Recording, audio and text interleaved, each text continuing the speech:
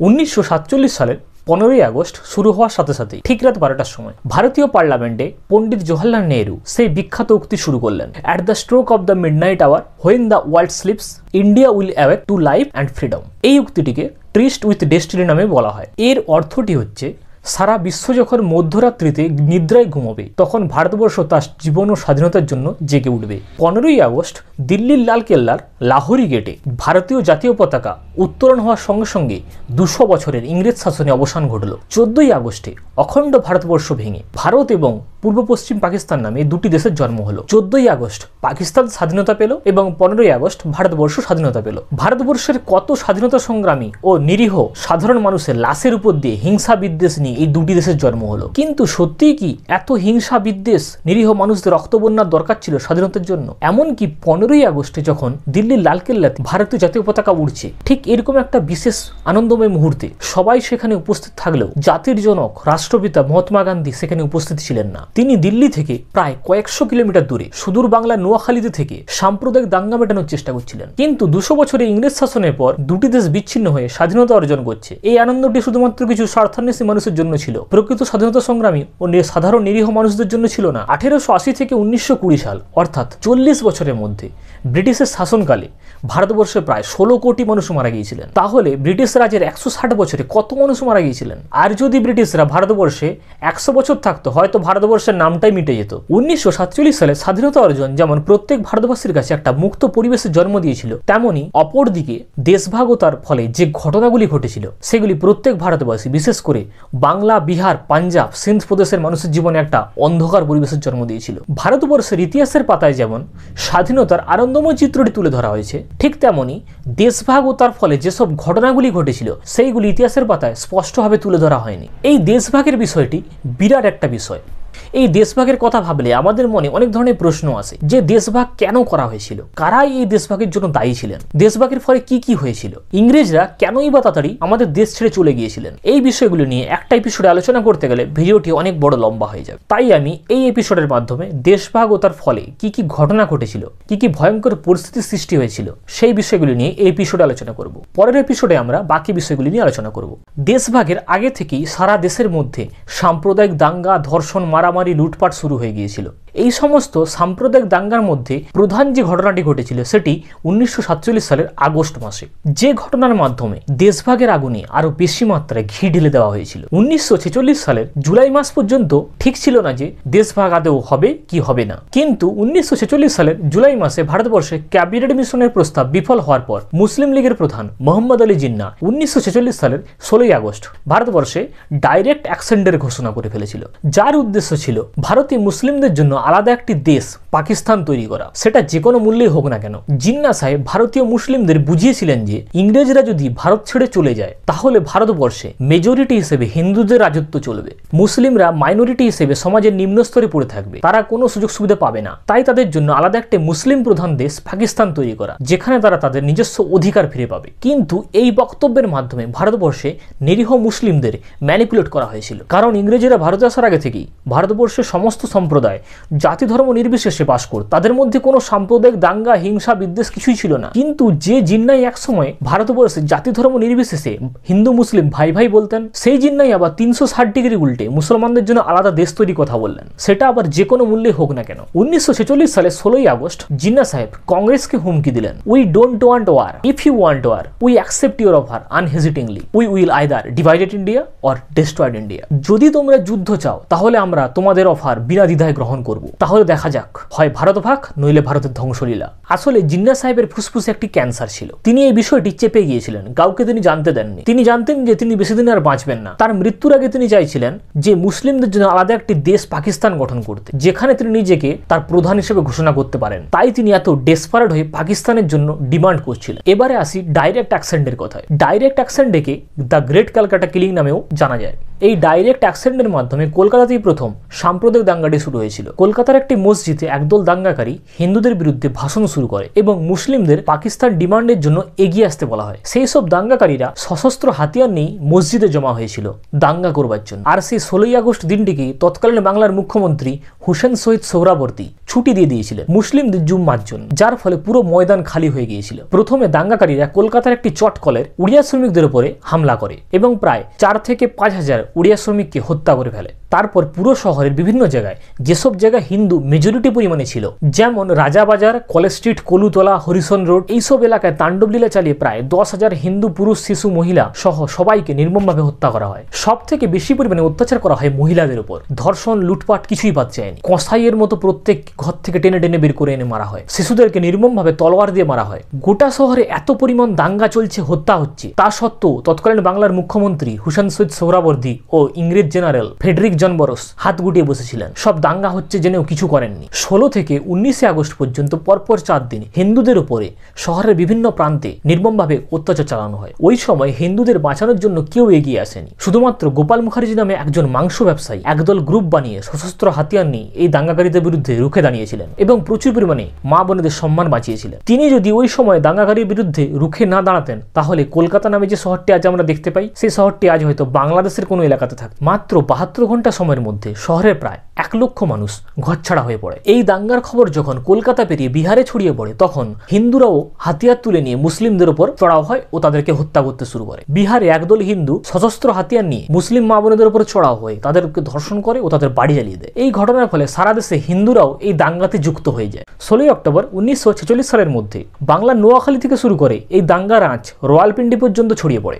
এই সাম্প্রদায়িক দাঙ্গার ভেতরে পড়ে প্রায় 5 থেকে 10 হাজার মুসলিম প্রাণ হারায় এবং 10 হাজারের বেশি মানুষ ঘরছাড়া হয়ে পড়ে। আর অন্যদিকে 50 হাজারেরও বেশি হিন্দু সম্প্রদায়ের মানুষ এই ঘটনার ফলে প্রাণ হারায় এবং 2 লাখের বেশি মানুষ ঘরছাড়া হয়ে পড়ে। এইসব দাঙ্গার ফলে হিন্দু মুসলমান একে অপরের রক্তের পিপাসু হয়ে পড়ে। 16ই আগস্টের এই দাঙ্গাটি ছিল মুসলিম লীগের একটা পরিকল্পিত প্ল্যান। মুসলিম লীগ ভারতীয় মুসলমানদের এমনভাবে ব্রেন ওয়াশ করেছিল যে তাদের পাকিস্তান ডিমান্ড পূরণ করা ছাড়া ভারতীয়দের কোনো উপায় ছিল না। এইসব দাঙ্গার ভেতরে ভারতবর্ষে কংগ্রেস অন্তর্বর্তী সরকার গঠন করে এবং মুসলিম লীগ যার বয়কট করেছিল। সেপ্টেম্বর 1946 সাল থেকে ফেব্রুয়ারি 1947 সাল পর্যন্ত ভারতবর্ষের বিভিন্ন জায়গায় ছোটখাটো দাঙ্গা চলছিল। ঠিক এমন মুহূর্তে এই ঘটনায় নতুন একটি মোড় নিয়ে আসে যখন ফেব্রুয়ারি মাসে 1947 সালে লর্ড মাউন্টব্যাটেনকে ভারতের শেষ ভাইসরয় হিসেবে পাঠানো হয় ভারতবর্ষের স্বাধীনতা ট্রান্সফারের জন্য। সেই মতো লর্ড মাউন্টব্যাটেন 30 জুন 1948 সালকে স্বাধীনতার জন্য ঘোষণা করে এবং জাতি ধর্মের ভিত্তিতে 2 দেশকে ভাগ করার ঘোষণা করে। কিন্তু যে পরিমাণ ভারতবর্ষের দাঙ্গা শুরু হয়েছিল, তার কার্যকলাপ দেখে স্বাধীনতার দিনকে আরও এগিয়ে নিয়ে এসে 15ই আগস্ট 1947 সালে করা হয়। দেশভাগের কথা ঘোষণা হতেই এই দাঙ্গার রেস সারা ভারতবর্ষে আরও ছড়িয়ে পড়ে। এই দাঙ্গার রেসে স্বাধীনতার দিন পর্যন্ত ছাড় পায়নি। 2 দেশ স্বাধীনতা লাভ করলেও স্বাধীনতার দিন পর্যন্ত ঘোষণা করা হয়নি কার বর্ডার লাইন কতটা, কার বর্ডার কতটা, কোন এলাকাটা পাকিস্তানের, কোন এলাকাটা হিন্দুস্তানের। ইংরেজরা কোনো কিছুই ঘোষণা করেনি, যার ফলে দিশেহারা হিন্দু মুসলমান কোন দিকে যাবে, কার সীমানা কতটা, কোন এলাকায় যাবে, কিছুই বুঝতে পারছিল না। স্বাধীনতার 2 দিন পর 17ই আগস্ট ইংরেজরা ভারতবর্ষের বর্ডার লাইন ঘোষণা করে। আর এই বর্ডার লাইন দেখে সাধারণ মানুষের মধ্যে হিংসার আগুন আরো বেড়ে ওঠে, কারণ ইংরেজরা ভারতের বর্ডার লাইনকে এমনভাবে টেনেছিল যে অনেক হিন্দু এরিয়া পাকিস্তানের মধ্যে পড়ে গিয়েছিল, আবার অনেক মুসলিম এরিয়া ভারতের মধ্যে পড়ে গিয়েছিল। দাঙ্গা তো আরো বেশি মাত্রায় শুরু হয়ে গিয়েছিল। এবার দাঙ্গার জন্য টার্গেট করা হয় 2 দেশ থেকে আগত ট্রেনগুলির উপর। দেশভাগের ফলে হিন্দু ও শিখরা পাকিস্তান থেকে নিরাপদ আশ্রয়ের জন্য ভারতে আসতে শুরু করে, আবার অপরদিকে ভারত থেকে মুসলিমরা নিরাপদ আশ্রয়ের জন্য পাকিস্তানের দিকে যেতে শুরু করে। দিল্লি থেকে পাকিস্তান যাওয়ার জন্য একটি স্পেশাল ট্রেন রওনা হয়েছিল। এই ট্রেনে সাধারণ মানুষ সহ সরকারি কর্মচারী তাদের পরিবার ছিল। ট্রেনটি যখন দিল্লি থেকে রওনা হয় তখন ঠিকঠাক ছিল, কিন্তু যখনই পাটিয়ালা স্টেশন পৌঁছায় তখন দাঙ্গাকারীরা এই ট্রেনের উপর হামলা শুরু করে এবং এই হামলার ফলে একটি শিশু ও মহিলা মারা যায়। কিন্তু এই খবর যখন পাকিস্তানের করাচি ও লাহোরে পৌঁছায় তখন পাকিস্তানের দাঙ্গাকারীরা বদলা নেওয়ার জন্য পাকিস্তান থেকে যে ট্রেনটি প্রথম অমৃতসর আসছিল তার উপর হামলা চালায়। হামলা চালানোর ফলে সেই ট্রেনে একটি মানুষও পর্যন্ত জীবিত থাকেনি। ট্রেনটি পুরো লাশের কবরস্থান হয়ে পড়েছিল। এই ঘটনার পর ভারত ও পাকিস্তান থেকে যে ট্রেনগুলি আসতো তারা শুধু লাশ বয়ে নিয়ে যেত, কোনো মানুষ তাতে জীবিত থাকতো না। এইরকম একটি ট্রেন যখন পাকিস্তান থেকে ভারতের পাঞ্জাবে আসে, সেই ট্রেনের পেছন পেছনের বগিতে লেখা ছিল পটেল ও নেহরুকে আজাদি কা তোহফা। সেই ট্রেনে একটিও মানুষ জীবিত থাকেনি, সবাই মারা গিয়েছিল। এইভাবে দুদিক থেকে আগত ট্রেনগুলির উপর হামলা চালানোর ফলে কয়েক হাজার মানুষ মারা যায়, শিশু মহিলা কেউ ছাড়া পায়নি। 1947 সালের হিসাবে অখণ্ড ভারতের জনসংখ্যা ছিল প্রায় 39 কোটি। দেশভাগের ফলে প্রায় 3 কোটি মানুষ পূর্ব পাকিস্তানে, 3 কোটি মানুষ পশ্চিম পাকিস্তানে রয়ে গিয়েছিল। প্রায় 2 কোটির বেশি মানুষ নিরাপদ আশ্রয়ের জন্য এপার ওপারে পৌঁছে গিয়েছিল, যেটা পৃথিবীর মধ্যে সব থেকে বড় মাইগ্রেশন। প্রায় 20 লক্ষ মানুষ এই সাম্প্রদায়িক দাঙ্গার ভেতরে পড়ে মারা গিয়েছিল। 5 থেকে 10 লাখ মহিলাকে ধর্ষণ, খুন করা হয়েছিল। হাজার হাজার মহিলাকে ধর্মান্তকরণে বাধ্য করা হয়েছিল। প্রায় 1.5 কোটি হিন্দু ও শিখ পাকিস্তান থেকে নিরাপদ আশ্রয়ের জন্য ভারতে এসেছিল এবং অপরদিকে প্রায় 60 লাখ মুসলিম নিরাপদ আশ্রয়ের জন্য ভারত ছেড়ে পাকিস্তানে চলে গিয়েছিল। এমন সব ঘটনাগুলি ঘটেছিল যেগুলো বললে হাত পা কেঁপে শিউরে উঠবে। শিশুর সামনে মহিলাদেরকে ধর্ষণ করা হয়েছিল, মায়ের সামনে সন্তানকে কেটে কেটে টুকরো টুকরো করে দেওয়া হয়েছিল। দেশভাগের ফলে 83 লাখ মানুষ নিখোঁজ হয়ে গিয়েছিলেন। কে কোন দেশে আসেন কেউ জানতো না। প্রায় 12 লাখ মুসলিম ভারত ছেড়েছিল পাকিস্তান যাওয়ার জন্য, কিন্তু তারা পাকিস্তান পৌঁছায়নি। অপরদিকে প্রায় 1 লাখ মানুষ পাকিস্তান ছেড়েছিল ভারতে আসার জন্য, কিন্তু তারা ভারতে পৌঁছায়নি। একটি রিপোর্ট অনুসারে পুরুষদের থেকে মহিলাদের উপর অত্যাচারের মাত্রা ছাড়িয়ে গিয়েছিল। প্রায় 33,000 মুসলিম এবং 50,000 হিন্দু মহিলাকে কিডন্যাপ করা হয়েছিল। কোথাও পাঠানরা হিন্দু ও শিখ মহিলাদের উপর অত্যাচার করছিল, আবার কোথাও হিন্দু উন্মত্ত জনতা মুসলিম মহিলাদের উপর অত্যাচার করছিল। এই হিংসার ফলে সব থেকে যে সম্প্রদায় বেশি এফেক্টেড হয়েছিল সেটি হলো পাঞ্জাবি সম্প্রদায়। কারণ পাঞ্জাবকে 2 টুকরো করে ভাগ করা হয়েছিল, একটি পশ্চিম পাঞ্জাব, একটি পূর্ব পাঞ্জাব, যেখানে 3টি সম্প্রদায়ের মানুষ একসঙ্গে বাস করত। এই ভাগের ফলে ভারতের পূর্ব পাঞ্জাব ভারতের ভাগে এসেছিল, যেখানে হিন্দু শিখরা থেকে গিয়েছিল, এবং অপরদিকে পশ্চিম পাঞ্জাবে মানে পাকিস্তানে মুসলিমরা রয়ে গিয়েছিল। কিন্তু সমস্যাটা ছিল যে ভারতের পাঞ্জাবে হিন্দু ও শিখের পাশাপাশি অনেক বেশি পরিমাণে মুসলিমরাও ছিল, আবার অপরদিকে পাকিস্তানের পাঞ্জাবে মুসলিমদের পাশাপাশি অনেক হিন্দু ও শিখরাও ছিল। 1,20 লাখ মানুষ পাঞ্জাবের মধ্যে মাইগ্রেট হয়ে গিয়েছিল,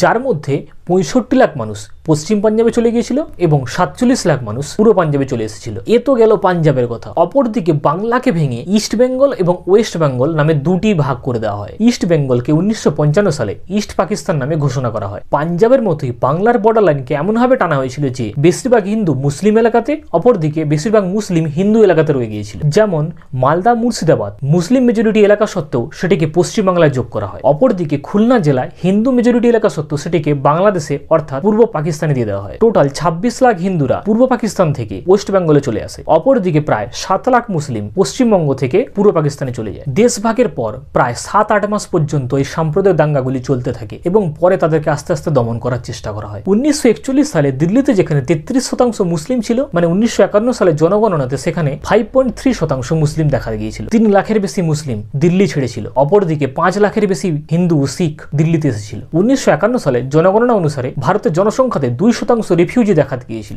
যাদের মধ্যে 1.3% পশ্চিম পাকিস্তান থেকে এবং 0.7% পূর্ব পাকিস্তান থেকে ভারতে এসেছিল। 1948 সালে ডিসেম্বর মাসে এপার ওপার থেকে আগত মানুষের জন্য 85টি সারা ভারতবর্ষে রিফিউজি ক্যাম্প তৈরি করা হয়েছিল, যাতে প্রায় 7 লাখের বেশি নারী পুরুষ সহ বিভিন্ন সম্প্রদায়ের মানুষ ছিল।